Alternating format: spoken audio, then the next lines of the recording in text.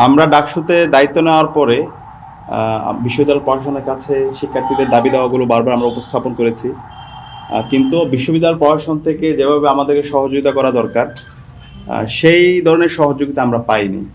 প্রতিবারে যখন আমরা শিক্ষার্থীদের দাবি দেওয়া নিয়ে প্রশাসনের কাছে যাই, আমাদেরকে বিভিন্ন ধরনের তাদের বাজেটের ঘাটতির কথা বলা হয়, ফান্ড নাই বলা হয়। তো আমরা চাইলে বসে থাকতে পারতাম, বিশ্ববিদ্যালয়ের যে বাজেটের ঘাটতি অথবা তাদের যে সংকট এগুলোর কথা বলে আমরা বসে থাকতে পারতাম, কিন্তু আমরা বসেছিলাম না। 5+ স্টার রেটিং প্রাপ্ত দেশের সর্বোচ্চ বিদ্যুৎ সাশ্রয়ী ওয়ালটন এসি স্মার্ট কমফোর্ট এখন নেক্সট লেভেলে। আমরা একই সাথে বিশ্ববিদ্যালয়ে যারা অ্যালামনাই আছে এবং বিভিন্ন ধরনের যে ইনস্টিটিউশনগুলো আছে, দেশের বাইরে যে রিসোর্সগুলো আছে সেগুলোকে আমরা মোবিলাইজ করার চেষ্টা করেছি এবং তার উদ্যোগে আমরা প্রত্যেকটা জায়গায় আমরা কাজ করেছি। ইতিমধ্যে আপনারা আমাদের যে রিপোর্ট পাবলিশ করেছি সেখানে দেখতে পেয়েছেন, আমরা যে ইস্তেহারগুলো দিয়েছি প্রত্যেকটা আমরা অ্যাড্রেস করার চেষ্টা করেছি। বিশ্ববিদ্যালয়ের সবচেয়ে অবহেলিত অবস্থা ছিল গত 100 বছরে বিশ্ববিদ্যালয়ে যতগুলো মসজিদ আছে সেই মসজিদগুলো, বিশ্ববিদ্যালয় কেন্দ্রীয় মসজিদ 65 বছর পরে আমরা সংস্কার করেছি। এটা আপৎকালীন সংস্কার, প্রায় 3 কোটি টাকার মতো সংস্কারের কাজ হয়েছে।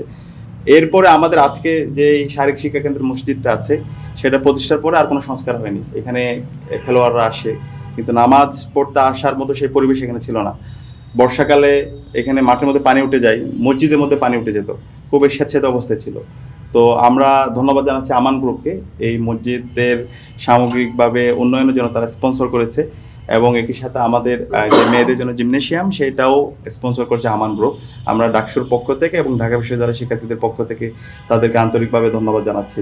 এবং আপনারা ইতিমধ্যে জানেন এই শারীরিক শিক্ষা কেন্দ্রের আধুনিকায়ন করার জন্য বিসিবি থেকে 2 কোটি টাকার একটা ফান্ড এসেছে।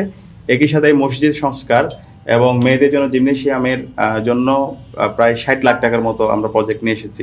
তো সব মিলিয়ে 2,60,00,000 টাকার কাজ এটা হচ্ছে এবং এই কাজ শেষ হলে পুরো শারীরিক শিক্ষা কেন্দ্রের আমূল পরিবর্তন হবে। এখানকার নিরাপত্তা নিশ্চিত করা, পাশাপাশি মাঠের সংস্কার করা, খেলোয়াড়দের জন্য নতুন ইনস্ট্রুমেন্ট নিয়ে আসা, মেয়েদের জিমনেশিয়াম এবং একই সাথে ছেলেদের জিমনেশিয়াম সেটাকে আধুনিকায়ন করার জন্য আমরা কাজ করব। আর যে মসজিদে এখন আমরা আছি সেই মসজিদের এখনও কাজ চলমান আছে, এখানে এসি স্থাপন করা হবে, আবার কার্পেটগুলো চেঞ্জ করা হবে এবং আরও অনেকগুলো ফ্যাসিলিটিস এনশিওর করা হবে। তো সব মিলিয়ে আমরা চেষ্টা করছি শিক্ষার্থীদের কাছে দেওয়া প্রত্যেকটা কমিটমেন্ট বাস্তবায়ন করার জন্য। একই সাথে ঈদের পরে আমরা শনিবারের বাস সার্ভিস চালু করছি, যেটা শিক্ষার্থীদের দীর্ঘদিনের দাবি, এখন পর্যন্ত সেটা বন্ধ আছে। শনিবারের বাস সার্ভিস চালু হবে এবং মেয়েদের জন্য, নারীদের জন্য আমরা নতুন কিছু বাস নিয়ে আসতেছি। তো ইনশাআল্লাহ অনাবাসী শিক্ষার্থীদের দীর্ঘদিনের যে দাবি সেই দাবিগুলো আমরা খুব দ্রুত বাস্তবায়ন করতে যাচ্ছি।